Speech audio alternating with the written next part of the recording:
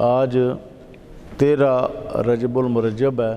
آج خلیفہ چہارم امیر المومنین امام المتقین مولا کائنات حضرت سیدنا علی المرتضیٰ کرم اللہ وجہہ الکریم کا یوم ولادت ہے۔ حضرت شیخ عبدالحق محدث دہلوی رحمۃ اللہ تعالیٰ علیہ نے بھی مدارج النبوہ میں یہی روایت بیان کی ہے کہ آپ کی والدہ مائدہ خانہ کعبہ کا طواف کر رہی تھیں تو درد ذیل محسوس ہوا، تو خانہ کعبہ کی چار دیواری کے اندر تشریف لے گئیں۔ دیوار کے شق ہونے کی بھی روایت ہے اور حضرت علی المرتضیٰ کی وہاں ولادت ہوئی۔ تو کچھ لوگوں کو بڑی تکلیف ہے کہ حضرت علی المرتضیٰ مولود کعبہ ہیں، یہ تکلیف جو ہے اس کی کوئی پھکی شکی کھانی چاہیے ان کو۔ ادھر ہم نے بھی افسریہ پھکی بنوائی ہوئی ہے پیٹ درد والوں کے لیے، تو میرا خیال ہے افسریہ پھکی کھائیں۔ حضرت علی کی ولادت ہوئی ہے خانہ کعبہ میں، تو اس میں خانہ کعبہ کی فضیلتوں میں ایک اور باب کا اضافہ ہو گیا ہے۔ خانہ کعبہ کے پہلے بھی فضائل تھے۔ خانہ کعبہ میں حجر اسود ہے، خانہ کعبہ کے پاس مقام ابراہیم ہے، خانہ کعبہ پر اللہ تعالیٰ کی 120 رحمتیں روزانہ نازل ہوتی ہیں، خانہ کعبہ کا طواف ہے، خانہ کعبہ کا حج ہے، عمرہ ہے، بے شمار فضیلتیں ہیں۔ تو مولا کائنات حضرت علی کی ولادت سے خانہ کعبہ کی فضیلت میں ایک اور اضافہ ہو گیا ہے۔ کچھ لوگ کہتے ہیں حضرت علی کی فضیلت ہے کہ آپ خانہ کعبہ میں آپ کی ولادت ہوئی، میں کہتا ہوں خانہ کعبہ کی فضیلت ہے کہ اس میں حضرت علی کی ولادت ہوئی۔ حضرت علی کے بھی بڑے فضائل ہیں، لیکن خانہ کعبہ کو آپ کی وجہ سے فضیلت ملی اور اس کی فضیلتوں میں ایک اور باب کا اضافہ ہو گیا۔ وہ جو ہاتھیوں والا سال تھا عام الفیل، اس کا 30واں سال تھا۔ پھر 10 سال کی عمر ہوئی تو حضور نے اعلان نبوت کیا، تو بچوں میں سے سب سے پہلے آپ نے ہی حضور کا ساتھ دینے کا اعلان کیا اور آپ کے ساتھ کھڑے ہوئے۔ بڑوں میں حضرت ابوبکر صدیق سب سے پہلے کھڑے ہوئے، عورتوں میں سے حضرت ام المومنین خدیجۃ الکبریٰ سب سے پہلے کھڑی ہوئیں، غلاموں میں سے زید بن حارثہ سب سے پہلے کھڑے ہوئے حضور کے ساتھ۔ حضرت علی المرتضیٰ نے پھر حضور نبی کریم کا ساتھ دینے کا حق ادا کر دیا، ہر مقام پر ہی حضور کا ساتھ دیا۔ جب حضور سے سوشل بائیکاٹ ہوا اہل مکہ نے کہ ان سے کلام نہیں کرنا، ان سے خرید و فروخت نہیں کرنی، خوشی غمی میں ان کو نہیں شامل ہونے دینا، تو پہاڑیوں کے اندر حضرت ابو طالب کی جگہ تھی، گھاٹی تھی ایک، وہاں پر حضرت ابو طالب لے گئے حضور کو۔ تو رات کو خطرہ ہوتا تھا کہ کوئی حملہ نہ کرے، تو حضرت ابو طالب اپنے کسی بیٹے کو حضور کے بستر پر لٹاتے تھے۔ حضرت علی بھی لیٹتے تھے، حضرت جعفر بھی لیٹتے تھے، عقیل بھی لیٹتے تھے۔ اس قدر جان نثار تھے آپ کے چچا ابو طالب حضور کے کہ اگر حملہ ہو قاتلانہ تو میرے بیٹے پر ہو، نبی پاک پر نہ ہو۔ ہجرت کی رات کو بھی لیٹے حضور نبی کریم کے بستر پر۔ جب حضور کے بستر پر حملے کی تیاری تھی پوری، حضور نے فرمایا علی یہ مانتے ہیں، یہ واپس کر کے آ جانا میرے پیچھے پیچھے۔ تو حضرت علی اس وقت چادر اوڑھ کر حضور کے بستر پر لیٹے۔ اس قدر پختہ ایمان تھا۔ کسی نے پوچھا کہ آپ کو کوئی ڈر نہیں لگا؟ فرمایا ڈر کیسے لگتا؟ حضور نے فرمایا تھا کہ واپس آ جانا، میرے پیچھے آ جانا امانتیں واپس کر کے۔ تو مجھے ایمان تھا میرا اور یقین تھا میرا کہ میں امانتیں بھی واپس کروں گا اور میں مدینہ شریف بھی جاؤں گا، کیونکہ حضور کی زبان سے یہ کلمات نکلے تھے کہ واپس میرے پیچھے آ جانا۔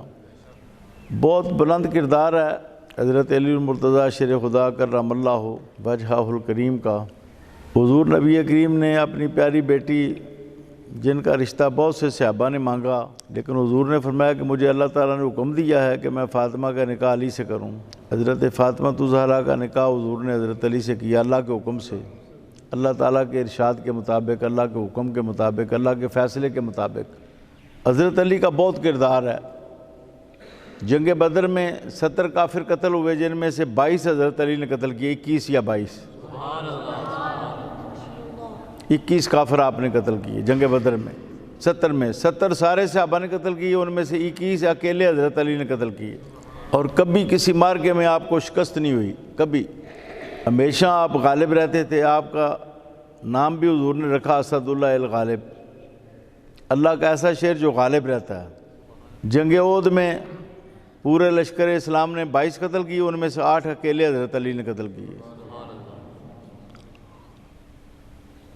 پھر جنگ احزاب میں جب پورے عرب کے قبائل ہمراہ آور ہوئے عمر بن عبد ود بہت پہلوان تھا بڑا، جس کے بارے میں کہا جاتا تھا کہ یہ 1000 آدمی کا مقابلہ کر سکتا ہے۔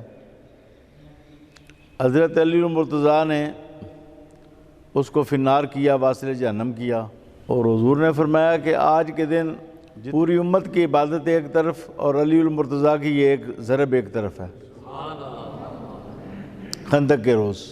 پھر آپ فاتح خیبر بھی ہیں، خیبر فتح نہیں ہو رہا تھا جو بڑا قلعہ تھا، حضور نے خبر غیب دی، فرمایا کل جھنڈا اس کو دوں گا جس کے ہاتھ پر خیبر فتح ہو جائے گا۔ صبح ہی فرمایا اے نا علی ابن ابی طالب، علی بن ابی طالب کدھر ہیں؟ لوگوں نے کہا جی وہ بیمار ہیں، عشوب چشم ہے، آج فجر کی نماز بھی انہوں نے خیمے میں پڑھی ہے۔ فرمایا ان کو لاؤ، لایا گیا۔ فرمایا علی کیا بات ہے؟ عرض کیا حضور عشوب چشم ہے۔ باسق رسول اللہ صلی اللہ علیہ وسلم فی عینیہ، ان کی آنکھوں میں حضور نے لعاب ڈالا، اسی وقت حضرت علی ٹھیک ہو گئے۔ فبارا کتب سیاستہ میں اسی وقت تندرست ہو گئے۔ قال لم یکن بہ وجع، گویا کہ عشوب چشم نہیں تھا، پہلے کوئی تکلیف نہیں تھی آنکھوں میں۔ حضور نبی کریم نے پھر تیار کیا اور آپ نے فرمایا پہلے اسلام کی دعوت دینا، اگر وہ قبول نہ کریں تو پھر ان کے ساتھ جنگ کرنا۔ حضرت علی المرتضیٰ نے بہت تھوڑے وقت میں خیبر فتح کر لیا۔ پہلے تو ان کا سردار باہر نکلا، اس نے کوئی متکبرانہ کلمات کہے، اس نے کہا یہ دھرتی جانتی ہے قریب المنظر ہوں، میرا دیکھنا جو ہے نا اس کی کوئی تاب نہیں لا سکتا۔ تو حضرت علی المرتضیٰ نے بھی اس کے مقابلے میں ارشاد فرمایا انا الذی سمتنی امی حیدرہ، میں بھی وہ ہوں کہ جس کی ماں نے، میری والدہ نے میرا نام ببر شیر رکھا تھا۔ پھر آپ نے اس پر ایسی ضرب لگائی کہ اس کا سر چیر کے، جسم چیر کے، اس کا گھوڑا چیر کے وہ ضرب زمین میں چلے گی، تلوار جو ہے اتنی زور سے ضرب لگائی اور وہ واصل جہنم ہوا۔ پھر آپ نے خیبر قلعے پر حملہ فرمایا، جو دروازہ 40 آدمی یا 70 آدمی نہیں اٹھا سکے، بعد میں کواڑ ایک، وہ آپ نے ایک ہاتھ سے اٹھا لیا، دوسرے سے تلوار چلاتے چلاتے آپ قلعہ میں داخل ہو گئے اور قلعہ فتح کیا۔ اس لیے آپ کو حلال المشکلات کہا جاتا ہے، مشکلات کو حل کرنے والے۔ تو فضائل اتنے ہیں حضرت علی کے جن کو شمار نہیں کیا جا سکتا۔ تقویٰ، پرہیزگاری، امانت، دیانت، عدل و انصاف، سادگی۔ لیبیا سے لے کر سمرقند، بخارا تک آپ کی حکومت پھیلی ہوئی ہے، لیکن عام آدمی کی طرح بود و باش ہے۔ اس طرح گھر میں سادگی اور سخاوت کی کوئی انتہائی کوئی نہیں، کوئی آدمی خالی ہاتھ نہیں جاتا تھا جو آتا تھا دروازے پر، ہر آدمی کو عطا کرتے۔ ایک مرتبہ منت مانی کہ اگر حسن و حسین ٹھیک ہو جائیں تو ہم روزہ رکھیں گے، 3 روزے۔ حضرت علی نے، حضرت فاطمہ نے روزے رکھے، کھانا پکایا افطاری کا، تو شام کو باہر سائل آ گیا، اس نے کہا جی آپ مجھے کھانا دیں، میں بھوکا ہوں۔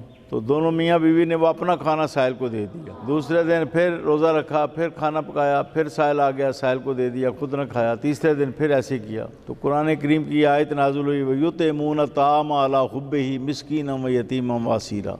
یہ میرے نبی پاک کے جو اہل بیت ہیں ان کی شان یہ ہے کہ کھانے کی چاہت اور ضرورت کے باوجود مسکینوں کو، یتیموں کو اور قیدیوں کو کھانا کھلاتے ہیں، اور کہتے ہیں ہم بالکل یہ نہیں چاہتے کہ ہماری کوئی تعریف کرے یا شکریہ ادا کرے، ہم تو صرف اللہ تعالیٰ سے ثواب چاہتے ہیں، صدقہ خیرات ثواب کے لیے ہم کرتے ہیں، ہماری کبھی دل میں کے اندر یہ خواہش نہیں ہوتی کہ ہماری کوئی تعریف کرے۔ تو آپ کے مناقب تو گنے نہیں جا سکتے، ریت کے ذروں سے بھی آپ کے مناقب زیادہ ہیں، اور میں نے یہ چند کلمات مولا کائنات کی شان میں عرض کی، اللہ تعالیٰ قبول فرمائے، اور ہمارے وہ سلسلے کے پیر و مرشد بھی ہیں، سلسلہ قادریہ کے حضرت علی، ہمارے تمام مشائخ جو ہیں ان کے سلسلے میں حضرت علی المرتضیٰ آپ بادشاہ ہیں، اس سلسلے کے، سلسلہ قادریہ کے امام ہیں۔ اللہ تعالیٰ آپ کے فیض و برکات میں سے ہم سب کو وافر حصہ عطا فرمائے۔